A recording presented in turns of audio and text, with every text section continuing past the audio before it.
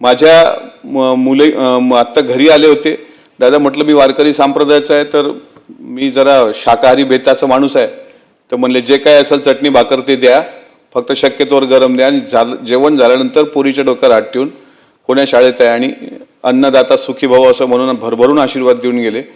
मला प्रत्येक क्षण हा असा इतका, म्हणजे 2020ला शपथ घेतली त्यावेळेस जन्म देणारे वडील जिवंत नव्हते शपथविधीच्या वेळेस.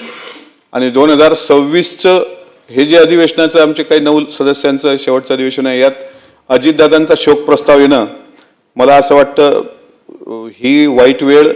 माझा कोणी आणखी जीवनातला कुठलाही शत्रूतला शत्रू जरी असला त्याच्यावर हे येऊ नये.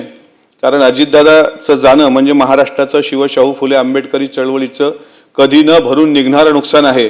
अजितदादांना दरवर्षी भीमा कोरेगावला मी शौर्यस्तंभाला अभिवादन करताना पाहत होतो.